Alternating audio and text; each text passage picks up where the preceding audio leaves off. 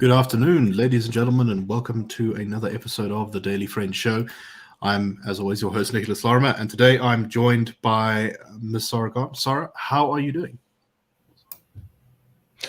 Fine, thank you, Nick. It's lovely and warm, which I think is presages cold from the Cape. Indeed. And sending us the cold from the Cape is Mr. Sholan Booysen. Sholan, how are you? Good, Nick. Just extremely cold on this side and rather rainy. So, yeah, still excited to be on the show, though. Wonderful. We're going to be enjoying that cold weather soon, but hopefully it's the end of winter because I suspect this will probably be the last one. I don't know. I'm usually wrong about weather, so who knows? Just a reminder, if you want the IRR to speak in your community, if you want us to give a talk to you guys about the state of the country and about where we think things are going, you can email events@irr.org.za and we will get in contact with you and hopefully arrange something in the coming couple of months. Anyway, let us move on to our stories of today. Before we start, Sholan, you've been asked whether you listened to Rage Against the Machine, because the last time on the show you were instructed to do that. No, yeah, I absolutely had to, after Marius's advice. I must say that my senior colleagues are clearly very wise, and yeah, I had a good listen to it. Excellent. All right. So our first story is a bit weird, and this is it's a sort of genre of story that I think we see in the news every now and again in South Africa, and that is that Julius Malema says something kind of weird and crazy, and the media all reports it breathlessly. There's varying levels of credibility when Malema says these sort of things, but he often makes pronouncements on internal ANC politics, but doesn't really sort of cite sources or anything, and he's kind of just assumed to know what's going on, but he's clearly also trying to shape the news for his own ends. Well, the latest version of this is that Julius Malema says that, in fact, Arthur Fraser and the Pala scandals released to the public is not part of the so-called RET faction, or probably more accurately called the Zuma faction's attempts to take down Ramaphosa. And Malema alleges that Arthur Fraser is not, in fact, got anything to do with the RET forces, but instead is actually working for former President Thabo Mbeki, excuse me, who Malema says is attempting a comeback in the ANC, bitter that he never finished his Sorry, Nick, you just died out there a bit. Oh, sorry. Can you hear me still? Yeah. Okay. I think you just missed the fact that what Malema's suggesting is that Fraser is working with Thabo Mbeki, who still feels sore about the fact that he didn't finish out his term. Malema said they are asking themselves whose agenda Fraser is driving. The answer is Fraser's, with former President Mbeki in the unseating of President Ramaphosa. Thabo Mbeki responded by saying that this claim was birthed by the, quote, old apartheid intelligence machinery, and that according to the former president, the intention is to deepen divisions within the ANC. Mbeki's spokesperson went on to say that Mbeki rejects Mr. Malema's scuttlebutt with the contempt it deserves. Weird. So, Sara, is there any credibility, do you think, in these claims that Malema is making? It's a bit of a strange one, right? It is a bit of a strange one, and I don't know if it's meant to somehow sort of throw a screen over Fraser and the RET faction, because, I mean, Mbeki's been out of power a long time now. He's in his 80s, so the likelihood that he would be sort of making a comeback or would have sort of coalesced a bunch of, I was going to say third forces, but a third force of in the sort of ANC hierarchy of factions that could get us involved in the 2024 elections, it doesn't really make sense. I'm trying to figure out. Maybe I'm just not. I don't have that sort of sharp, duplicitous mind of Malema, but I can't quite make. This doesn't kind of make any sense. I don't see why it would have any purchase, unless he's trying to sort of either say that the RET faction is not responsible for the problems that that Cyril Ramaphosa is facing, and that it's coming from somewhere else, and we really shouldn't blame the RET faction for it. I'm honestly, I'm suitably bewildered or scuttlebutted or whatever the I think I agree with that last point. I mean, that to me seems like the most likely explanation here is that Malema is trying to distance, because he's of course been he once he fell out with the Zuma faction, and he now seems to be back in bed with them and has been kind of promoting their candidates and their agenda inside the ANC. And it's interesting that he's trying to distance himself from the Phala stuff. And I wonder if that's because he doesn't want to be too closely associated with Arthur Fraser. I don't know. Sholan, what do you make of all this? It's a bit weird. Do you believe Malema? Yeah, this entire situation is rather weird to me as well. I do think, however, that in classic Malema style, I mean, he's many things, but he is a brilliant politician. I think we can at least give him that.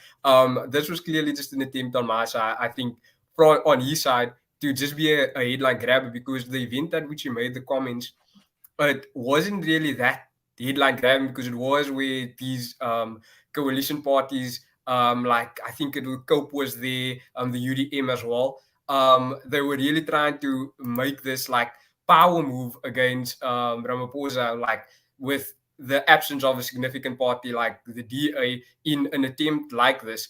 So I do think that it was merely making these comments just to grab more attention to this event, and also just to further well, he completely stole the spotlight from the other people there, right? Because that whole event was barely reported.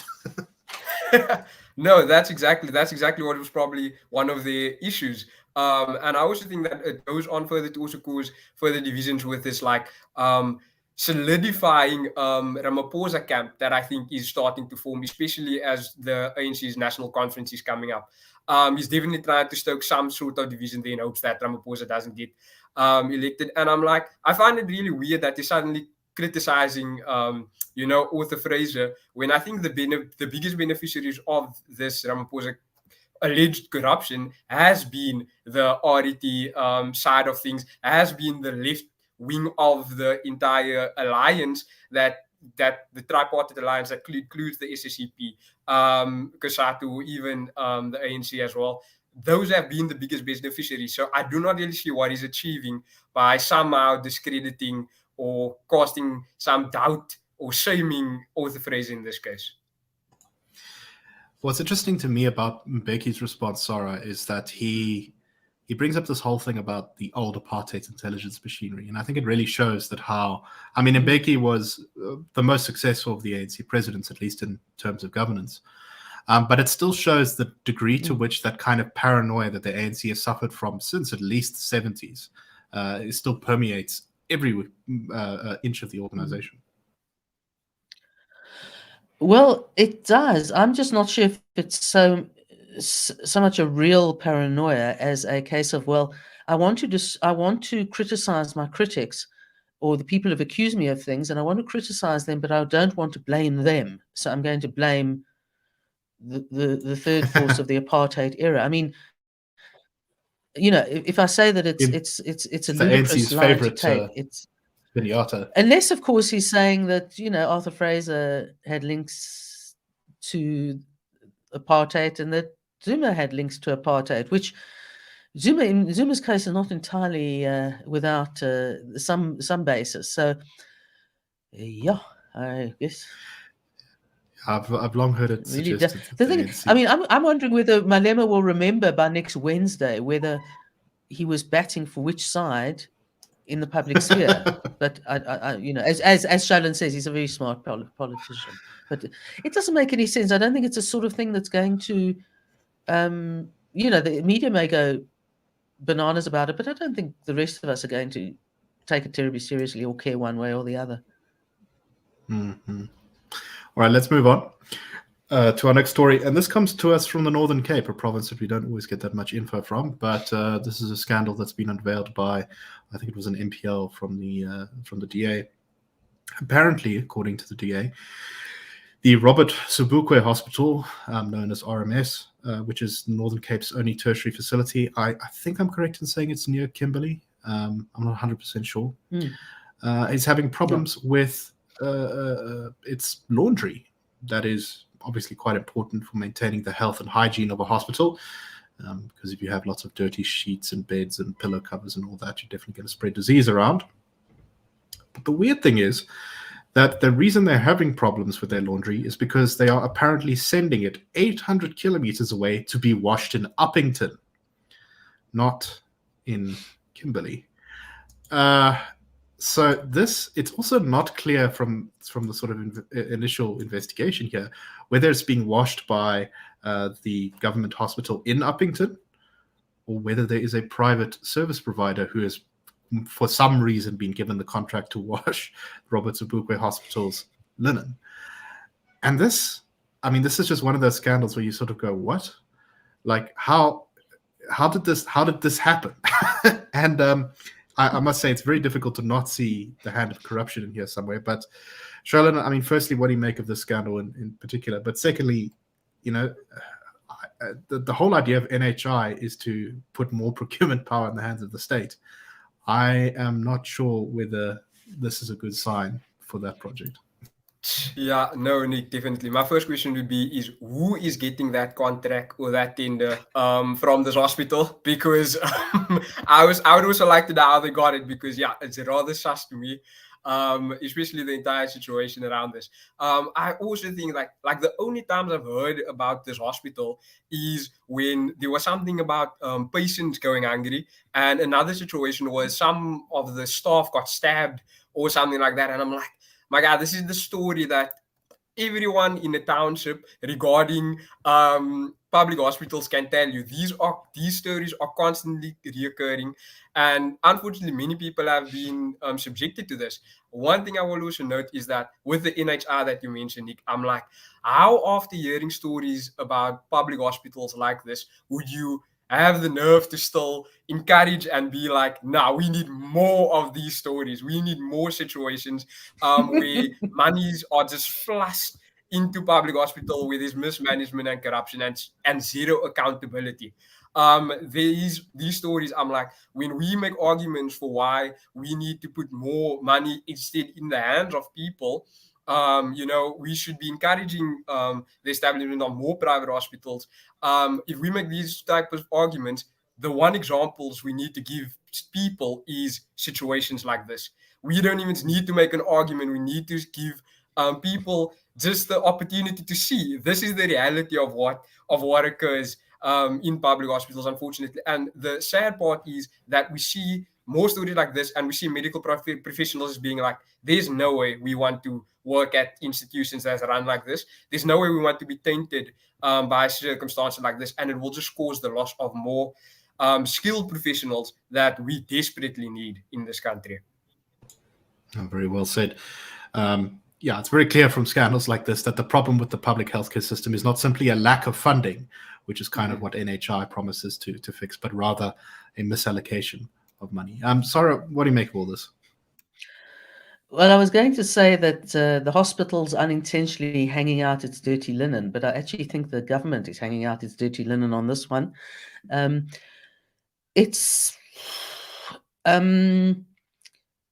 I think what really amazing is, after all the corruption we've been exposed to, that anyone would think that we wouldn't assume that corruption is the issue in this case.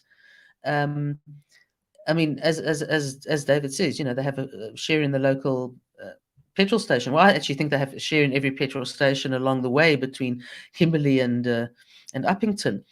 But I'm not entirely. I think one of the fast things that the government has pulled over, or tried to pull over us, is the fact that we need more money. We may need more money, but we would get a lot of bang for our buck if we actually use the money we had honestly to repair hospitals and make sure that they are properly staffed, and more importantly, properly managed. In other words, the people in there can actually manage them. Because I'm going to assume that any hospitals that are not operating appropriately at government level have a hospital manager who doesn't know how, or simply cannot do the job properly. And I mean, I know that linen sort of is one of those issues. You have to clean linen all the time, but it's one of those things that may happen on the premises, or it may be contracted out. But if it's done properly, it just turns over and is appropriately done, and out goes the dirty and in comes the clean.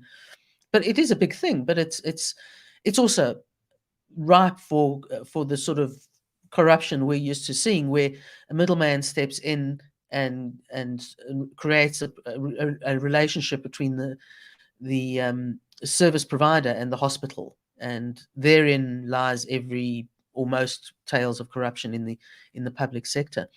But I mean, the thing about the NHI that has to be understood is that I admit I haven't looked at it for a long time, but as I recall from the NHI plan, in order to be rated as an NHI hospital, certain things have to be put in place that function effectively. And apparently 83% of our public hospitals are not compliant. So they couldn't be NHI hospitals, which means that presumably the government is saying, well, stuff the hospitals, we're going to take the private ones and fill those gaps. I am only suspicious of everything that happens in the health service, national, provincial, or otherwise. No, very much so. So there's two final things I just want to kind of mention here, and that's two of the personalities involved. So one is, I believe that the Northern Cape Premier has kind of been touted actually as one of the better ANC premiers, and I think that shows that he hasn't necessarily, that isn't saying much. I think when you've got kind of stuff like this going on in your provincial departments. But secondly, the kind of brains behind. Sure, go ahead. Sorry. No, I was just going to say, even if he is, what he has to deal with underneath that is such a mess. Right. It would be a nightmare to deal with unless you're really prepared to go in and clean out. And of course, the other thing to notice, and I'm sure everyone has probably seen him at least once or twice in the media, is Dr. Nicholas Crisp, who is sort of in many ways the bureaucratic brains behind the NHI.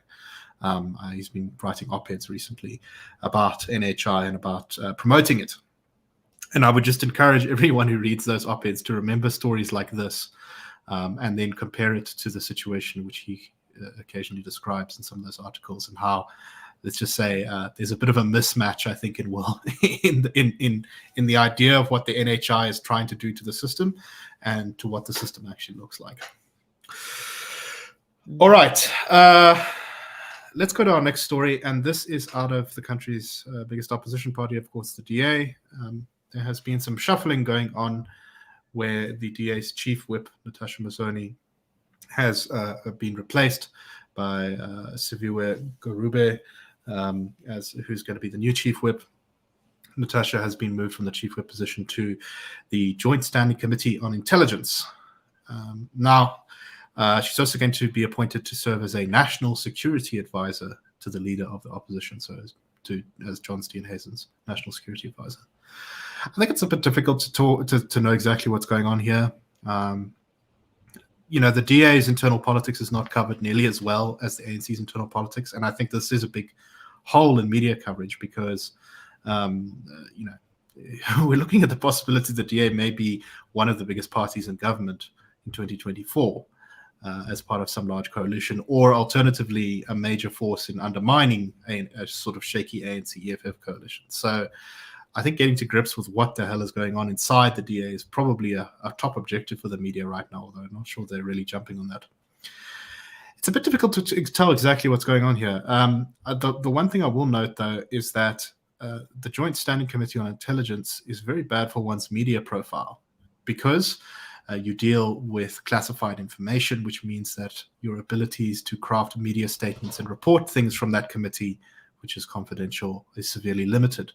So in a lot of ways, it kind of removes you out of the public eye. I don't know what we necessarily want to draw from that. Sara, what do you make of all this? Yeah, I mean, I don't know the ins and outs enough. I would assume, and you're probably correct, that if someone who has had a fairly high profile, although less so in perhaps the last year than the couple of years before that, someone who's very high profile, such as Natasha Mazzoni, for a whole lot of reasons. She's very garrulous, and she makes her points very firmly. So one presumes that perhaps the DA or the leadership don't feel that they've benefited of late from said approach to the media and to the public, and would like to have quieten down a little.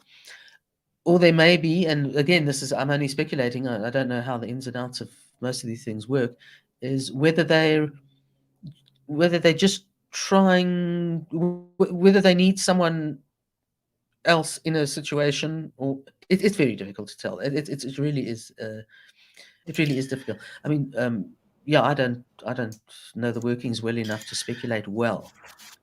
Well, this is exactly my point, right? The DA certainly has factions just as much as any other political party, but they're not. They don't get nice little titles on them like RET faction.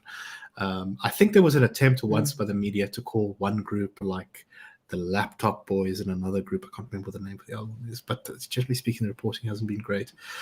Sholan, what do you make of this? Do you think we can draw any conclusions from this? The one conclusion I would say is that I'm not really completely sure about the situation that is surrounding Mazoni, because I know that they said like there were sources that saying that a management style isn't really helpful for the DAs, like for parliamentary caucus or whatever. But I do think the more of the focus should actually be placed on Siviwe Ngwarubi, who is going to be the chief whip now. I think that's a bigger story that should be discussed, because I do think that she's exactly the type of face and the energy and the youthfulness that the DA needs to portray more. And I do think that she's obviously a DA leader in the making.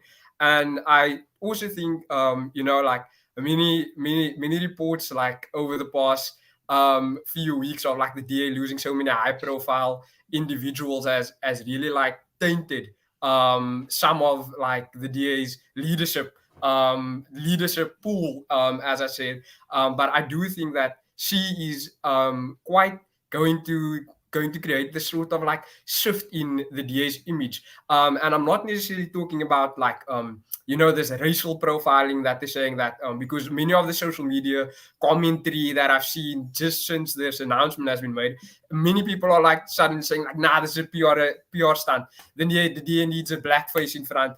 This is some sort of tokenism or whatever the case may be. But I'm like, I think that's completely ludicrous, and it takes away from the fact that, I mean, she has been experienced, she's been in the DA ranks for a while now. I mean, I think it goes all the way back to Lindiwe Mazibuko. She's been around actually, under Mushima Mani, under Stianese now.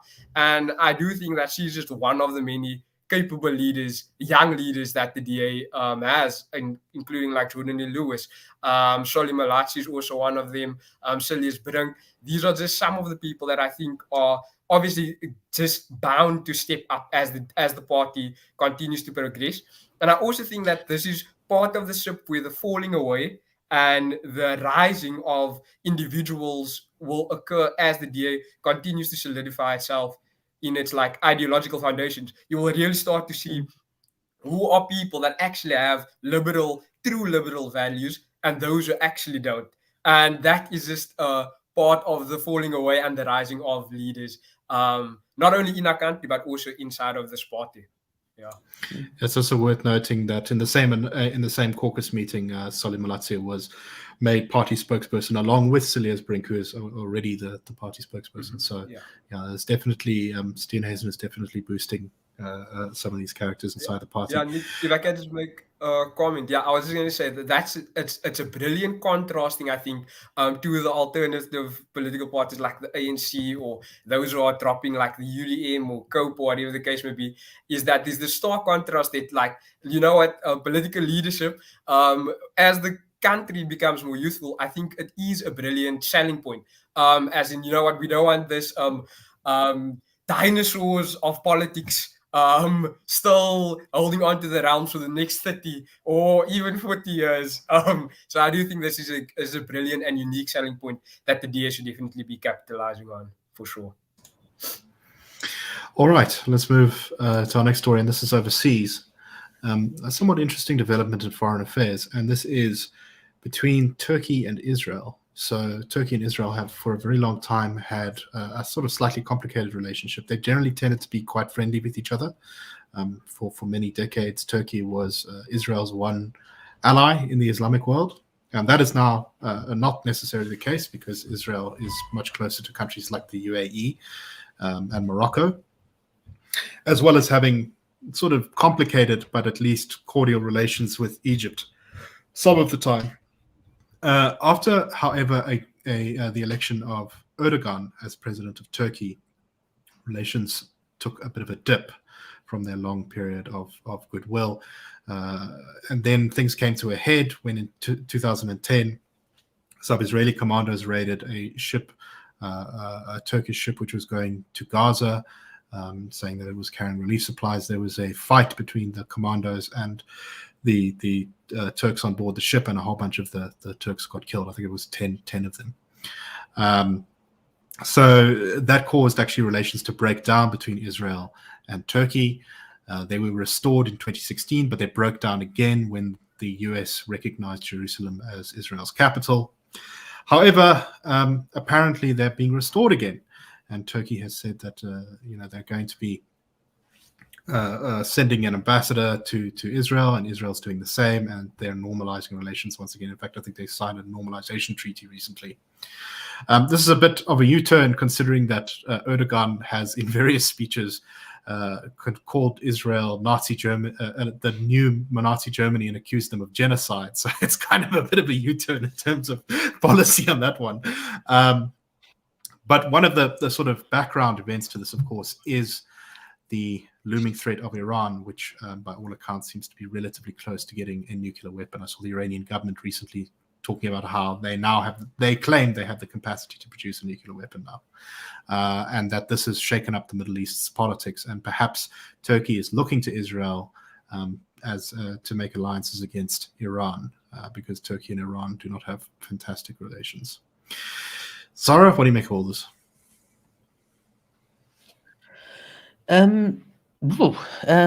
I think a lot of Turkish foreign relations has a lot to do with Erdogan. I mean, I think whether he decides one thing one day or over one period and then changes over the next has a lot to do with how they change. So you've got this inconsistency. They have and they haven't, they have and they haven't, and now they have again. I assume there's probably self-interest in relation to the gas fields in the Mediterranean. Interestingly enough, because Israel has normalized relations with the UAE, Morocco, and Bahrain, those are countries that the Turks are now trying to improve their relationships with. So I think I assume that's part of the issue, is the fact that Israel has this relationship, and perhaps because they're benefiting from that, the countries are benefiting from that relationship, and Turkey now sees that it could benefit as well. Whether there's any element to the Syrian situation where you have Iran supporting Hezbollah and the Syrian army against Israel, but you do have the Russians sort of allowing the Israelis to go through its controlled airspace to hit those very groups who are trying to attack Israel. And then Turkey has been attacking the Kurds in northern Syria. I have no idea whether any of this ties in, but those are all the dynamics that are floating around. But of course, one can't underestimate the dynamic of the fact that Iran is on the verge of becoming a nuclear power. And as far as it's understood, but I'm not sure it's actually confirmed, Israel is a nuclear power. And if you bear in mind that Turkey is not an Arab state, it's a Turkic state. It is a Muslim Turkic state, but it's a Turkic state nonetheless. The Iranians are Persians, Muslims. Whether, again, this plays into anything, and whether the Turks feel that their interests are better protected closer to home than in creating any alliance with Iran, I'm not sure. I also think there might just be the element of big strong men don't want to go into fights with other big strong men, so they're going to be more circumspect, because you've got Saudi Arabia, which is not a nuclear state. You've got United Arab Emirates, you've got Morocco, you've got Bahrain. So it might be a combination of trade, gas, nuclear. To be quite honest, I'm not entirely sure what it's amounted to. But given the fact that nothing's really changed, certainly the relationship between the Israelis and the Palestinians, that nothing's really changed there, I assume it's a whole lot of self-interest that's driving it. And, well, self-interest drives most things. Whether the behavior of the Russians in Ukraine has anything to do with it, I think it might well. I think it might, Turkey and Russia were on opposite sides early in the Syrian conflict, and then suddenly they were on the same side. And that probably is not a stable relationship at the moment. Yeah, Turkey. Either that or they want a better to... quality of hummus. I don't know. Turkey very much seems to be kind of triangulating between all powers. They've tried to be both friendly to Ukraine and Russia at the same time. They're trying now, it seems, to maybe have a bit of an entente with both the Saudis and the Israelis, and maybe they have better relations with Iran than Israel does, at least. So it's kind of a bit difficult to see exactly what their long-term strategy here is. But Turkey remains a rather important player, not just in the Middle East, but in the world, as it is, despite some of its economic problems recently, continues to be a pretty important developing economy. We don't have a lot of time left, but in sort of 30 seconds or so, Sholan, do you have anything to add? Yeah, no, I was just going to say that Turkey, as we just discussed, is that Turkey has this dynamic where it tries to, be on everybody's side, on everyone's team, and still not be on anyone's team. And it's a weird dynamic that it plays, especially in global politics. Nick, you would obviously know more of this, but as like the geopolitical field is being set out and this line is being drawn, and we have this Cold War 2.0 between the United States on the one side and our Western countries, and we have Russia on the other side alongside China. The line is being drawn in the sand slowly but surely, and eventually Turkey, I don't think, will be able to keep it up anymore, trying to play both sides of the line. They will have to choose eventually, especially with regards to just a few weeks ago, Nick, I think we discussed where Turkey was at this conference alongside Iran and Russia, where they was having some sort of like strategic cooperation agreement, which is completely weird that now we see them on the completely other side with Israel, sworn enemies of the Iranians, which is a completely weird dynamic. Something that I think only Turkey can get right. But yeah, Nick. Yeah. Well, I suspect that this may be too clever by half, but then again, I'm not the foreign minister or president of a country, so what do I know?